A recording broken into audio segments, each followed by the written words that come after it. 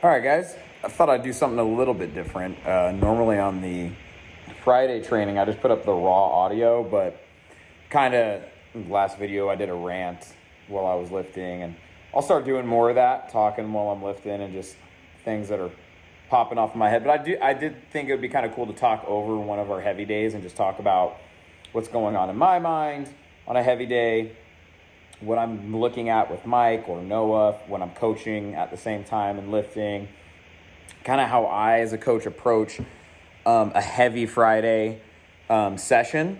And so I thought that's what we would do here. So we on the docket for this Friday was 5x2, ranging anywhere between kind of 85 all the way upwards of 95%. It was really, I gave us our weights. For Mike and I, it was 205, which is a higher percentage for me than it is for Mike. And you'll see, it looks like that. And then 260 on the clean and jerk. Same thing. I will say I compete way better with Mike on clean and jerk than I do snatches. But that's neither here nor there. It's got 5x2 on both of those. So right now, just warming up the snatch. When I'm warming up on a heavy day for the snatch, I'm getting my pre-lift thinking in before I approach the barbell. Whatever things I know I need to be working on this cycle, things I'm trying to clean up, which for me on this one is a more aggressive turnover.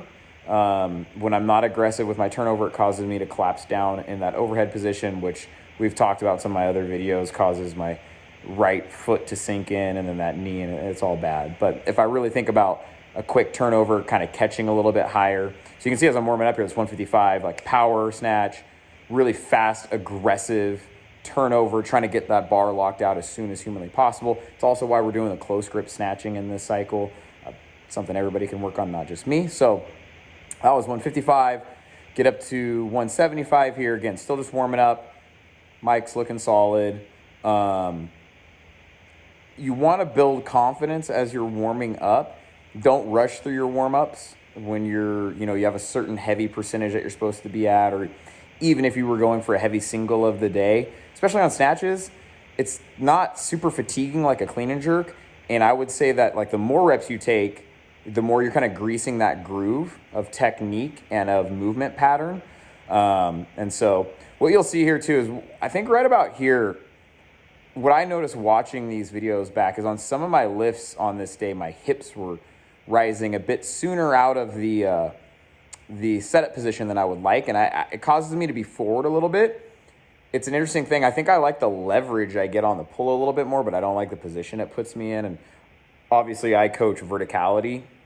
And so out of that setup position, we want to think about leading with the head and the chest. We don't want those hips to rise up, but you will see some of my reps. That one was pretty good. Yeah, and I'm able to stay straight up and down. I think we're at 185 here, so just made a 10-pound jump. Again, 205 is our working weight. We've already done 6 snatches or something before we've even gotten up to our working weight.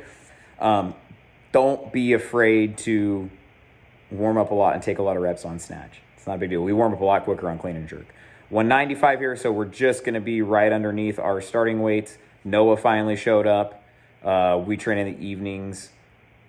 Nice. On Fridays, Noah, he's 18, and he now has a grown-ass man's job. So he's working commercial plumbing. So he gets in a little bit late. We give him shit for it. 195 here for me. Let's take a look.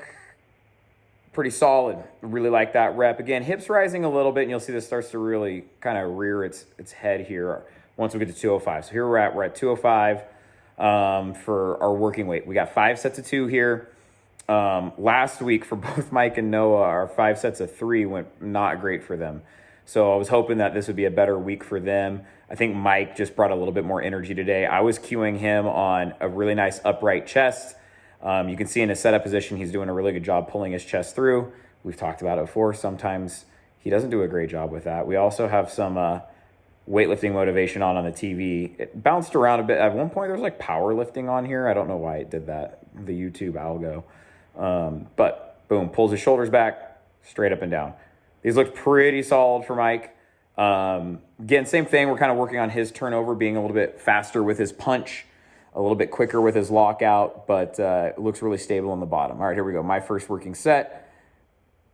That first rep, pretty solid. Again, you can see my hips rising a little bit. Watch my hips. I'm pretty sure I do it here. I'm pretty sure I missed this one. I have 2 misses in here. I think 2, maybe 3. No, okay. But again, a little bit forward. I have to take that step. You'll see my chest angle, right? My hips rise a little bit too soon. My legs get more straight. I'm more likely to just get that bar out in front of me, just kind of bounce it off my hips a little bit. So that's what's happening on some of these. Here we go with Mike. Well, that was a real, notice his turnover. That was a really fast arm, really fast punch, really great turnover. His pull looks good. His legs, his leg drive, all that. For Mike, it's a lot of his upper body stuff. It's his punch. It's his mid-back position. And again, he works at a desk. He's your normal, I think, tech job. I don't actually know. Tech bro shit. Nice. Yeah. And so for him, a lot of his corrections need to come from his upper back, his arm position, and stuff like that. Sometimes it's moving his feet. Boom. Again, another solid first rep. I think this is the one that I miss. Let's watch my hips. Here we go. And just slightly out in front. One of those makes in China. Nah, probably not. That was not stable on the bottom. But I immediately was like, dude, it feels good off the floor. So I'm like, I'm gonna hit this. I'm gonna reset up immediately. Go. Boom, here we go. And that other one too that I missed out in front, it's like I was trying to stand up too soon, and so Mike cued me. And he was like, just sit in it. Sit in the hole. And I did, and that one was really, really solid. So sometimes when you stand up out of the bottom of a snatch too soon, you all of a sudden miss that bar forward when you shouldn't have, just because you weren't settled, and now that chest is collapsing forward, boom, there goes that bar. Another really great rep for Mike. He looked really good on this day. Things were moving really well for him on the snatch. He came in definitely more focused and just with more fire, more oomph, wanted to, make up for the week before on the 5x3.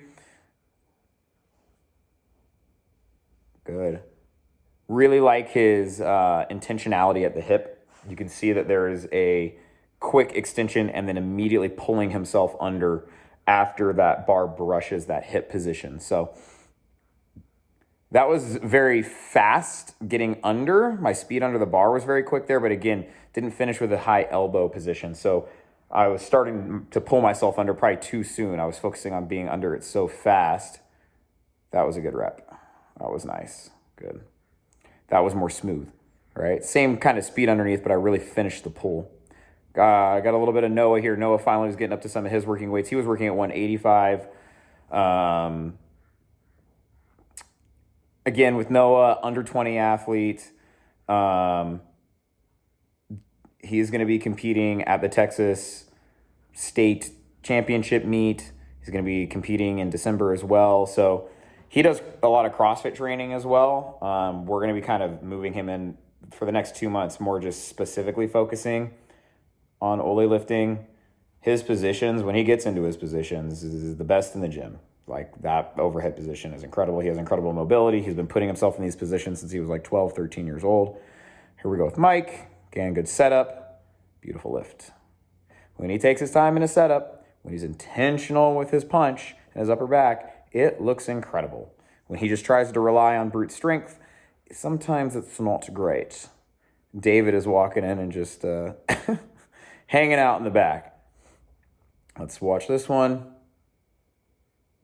Pulls those shoulders back. Boom. There we go. Good. Looking good. Looking good for Mike. Liking what I'm seeing here. This upcoming Friday, we're just doing singles. So not necessarily going for a PR or anything like that. It'll probably be singles in between 90 to 100%, depending on how it feels. Hips got up on that one, and I walk it forward. Yeah, again, it's minute. It's small. It's not causing me to, sometimes it's causing me to miss on some of these, but that was a good one. Yeah. Can I walk it forward a little bit? But I did like that pull a little bit better. Was more intentional, keeping my hips down and just up through the quads. I think this is possibly our last set. I don't know. I've lost count. On these days, when you have a decent amount of volume, 5x2 at these heavy percentages, mentally, you get to like the last 2 or 3, you just gotta be committed to staying in it. Especially once you get to clean and jerks. You just got to be focused. It helps having training partners, like doing this on your own. Right? no matter how much you love to train, and like I love to train, all of us love to do this shit, but even still, man, it takes a toll. Mentally, it can be draining. And so you just got to stay in it. Hopefully have a training partner or a good environment to train in. We're getting into our last couple sets here, and it was like, we really got to focus up. We want to finish strong, want to finish on good reps. And so you see me dapping him up there because this is a really good session. Boom, hips got a little high on that one at the hang position. I was able to correct it, but I think it bites me in the ass here. Yeah, well, I got way over on that one. Superman in that hoe, dude. Way over. But again, reset, make the correction. Yeah, better. Pulled it back into me on that one. Again, it's good. This is why, like, it's good for me watching these back and seeing. It's just small things at these percentages. Noah, boom. Pretty solid. He could finish his pull a little bit more. Noah has that blessing and a curse of being so fast and athletic. Sometimes he doesn't finish his pull and he just is able to drop under that bar so fast, so stable and so athletically. But if he doesn't get enough bar height on it, it doesn't matter. And so let's see. I think he misses this one. My dogs are fighting in the background. That's awesome. No, makes that one. Okay, cool. I know coming up here, he has one where he misses. Oh, that was a cool transition. Moving the camera around here. So this is where he misses. That was a dope transition I just had. It was like bounce, and then it went into the bounce. So media savvy, bro. Social media, all me, dude. YouTube, gang, gang. Such a dork. Okay, here we go. Let's watch Noah watch his pull. Let's see how the pull mechanics look here. And doesn't really get behind the bar at the top position. Oh, a little mad. And so right here, I was cueing him. I said, Noah, do this again. Don't miss it for a lack of effort. Miss it because of a technique thing. Meaning, over pull it, just like go in and just give it everything you got. And if you miss it because it's behind you or technique, whatever. And that's what happens, right? He pulled the shit out of that one and then he missed behind. That's fine, guys. In training with weightlifting, and you're going heavy, relatively heavy, don't miss your reps for a lack of intensity and effort. Miss it because of a technical error, something along those lines. We don't want to miss because we're not focused, we're not bringing the energy, the oomph. We want to know that we're doing everything we can in the realm of our intensity, our intentionality, our effort. And again, if we miss because something wonky happens, hopefully you have a coach, hopefully you're recording it and you can make that correction. Missing because of lack of effort shouldn't be happening. It's just, that should not be happening, right? So Mike and I were getting into clean and jerks here. Again, 5 sets of 2 on clean and jerk. Last week we did 3 sets of 3, 5 sets of 2, or equaling out to kind of relatively same volume, but heavier weights. So we go down in reps. I think Noah's going to try one more snatch here. Same thing. Don't miss it for a lack of effort is exactly what I'm telling him right now as I'm standing there. And that one, he should have been a make. He was just a little bit more patient in his catch position. But those 2 were good misses. Missing behind is a good miss.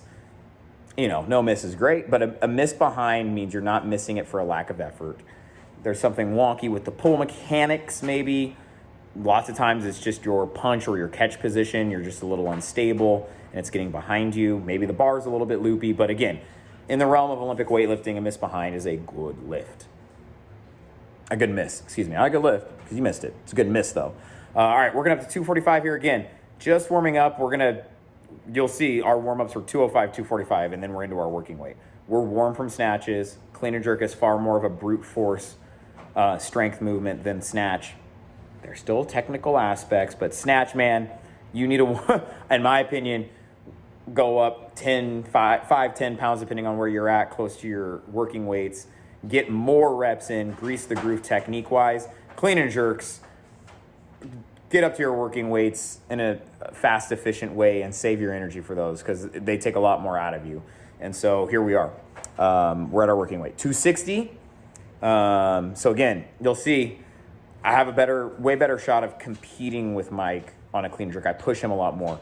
He's not setting his back up, right? He did such a good job with it on the snatch, but now for his clean, he's going to be able to get away with not setting that back.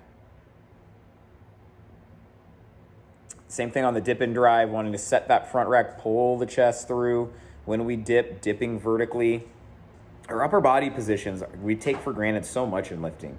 We're so focused on our legs, rightfully so. They're the main drivers of all these movements. But man, the upper body kind of sets the tone for the lift as far as like bar position, bar path.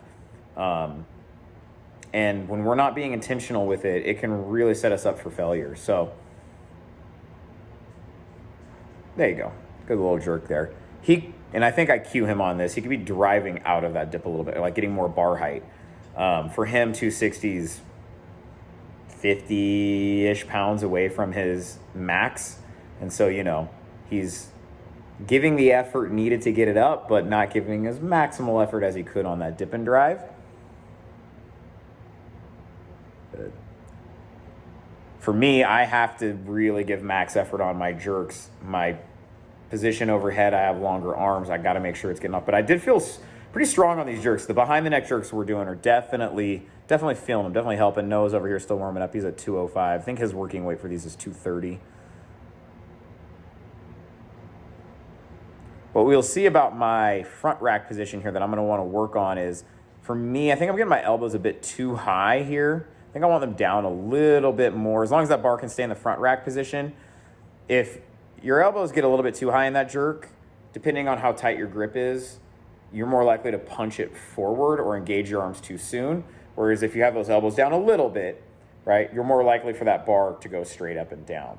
Now, if it's like you're in a shoulder press position, then you're probably all in your forearms and you have too much tension on the bar. So there is play there. We don't want a full front rack or front squat position, but we also don't want that strict press position. We want somewhere kind of in between in a relaxed hand position. We don't want to manipulate the bar path by punching it forward, which you can do if you have too tight of a grip or your elbow angle is off.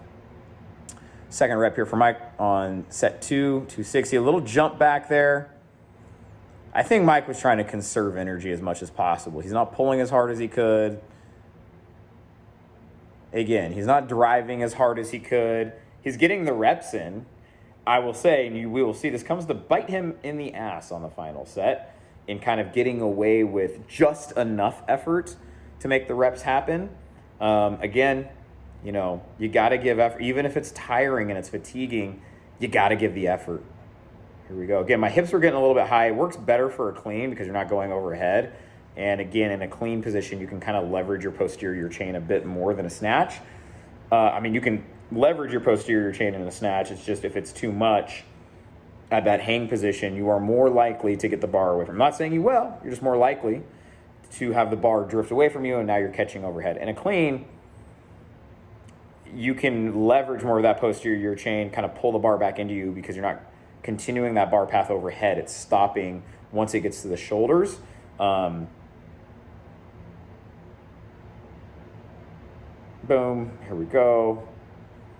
Again, these cleans felt good. To be fair, the clean and jerks overall felt pretty good for me. The jerks, rep 2 on a jerk, you're fatigued, but that's like what this is about. That one, very fatigued. I didn't get my front foot out good enough on that one. I didn't have the intentionality of really driving my front foot out.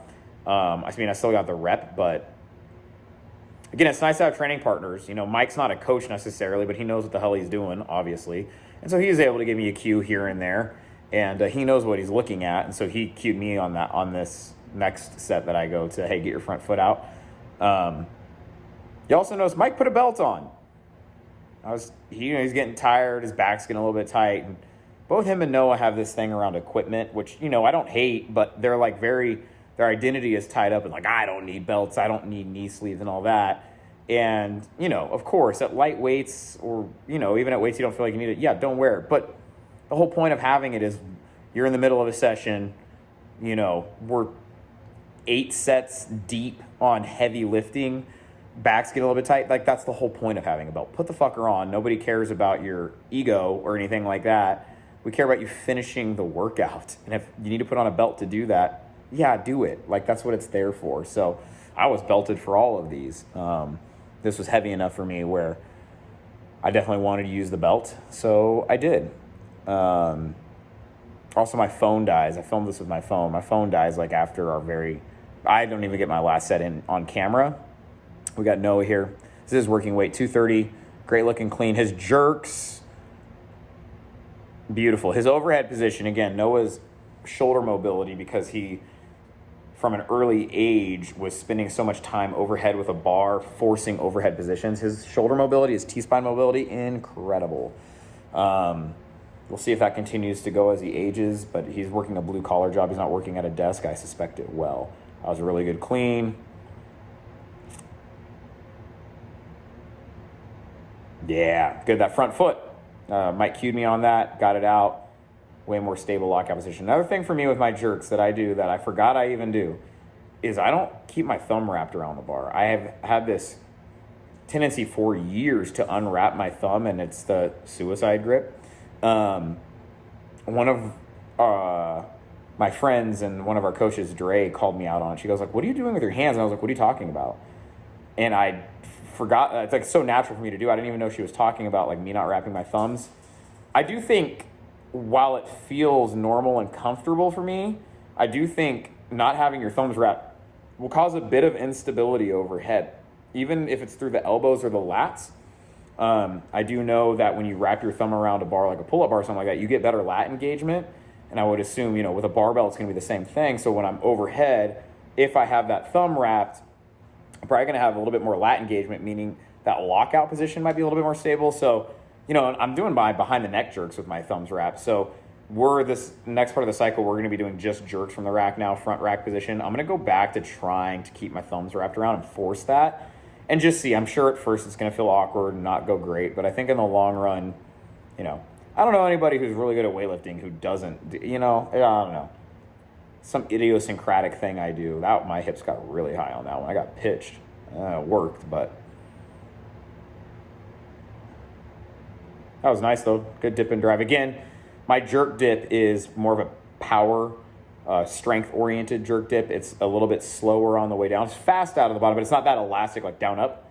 I just don't feel comfortable doing that super elastic jerk dip.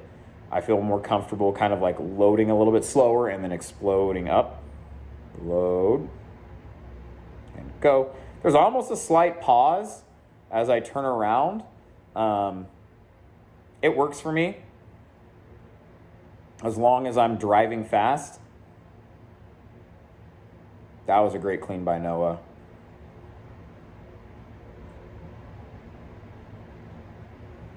Yeah, that was a beautiful clean and jerk rep. 230, it's like 105, 103, I don't know. 102 is 225, so 105? I don't know, dude, whatever. It's going to go again here. Noah's been overthinking his cleans a lot lately. He cleaned 300 a couple months back, and his percentages have been really heavy ever since. He's also tried to lose some weight since then, and he's really overthinking it. And the thing that makes his clean so good is his aggressiveness. Like, that's a very aggressive clean. His tenacity, his aggressiveness. You get rewarded on a clean for the more aggressive and tenacious you are. But when you're overthinking anything, nobody's aggressive or tenacious when they're overthinking anything. And so just trying to get him to be like, dude, stop overthinking it. Walk up to that bar, rip it. Let's go. You've cleaned 300. Like, you got this. I think this is where, no, Mike hits these. This is set 4 here. That looked really good. That was a solid clean. Getting his breath here. Nice. That was one of his best reps of the day on the clean and jerk. Go one more.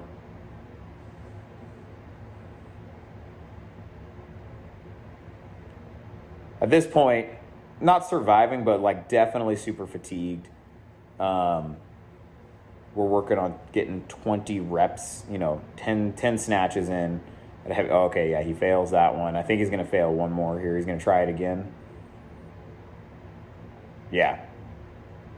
Failed to clean. Again, in my opinion, the reason this is happening is a lot of the earlier weights, and even when he put the belt on, he was under pulling or just pulling enough just to get under. And that's the mechanics he kind of ingrained.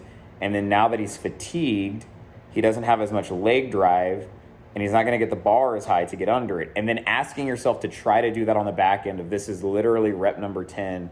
We've accumulated thousands and thousands of pounds of lifting. That's very hard to do, right? And so he's going to, boom, there he goes again. Camera turned off, and that's all we got.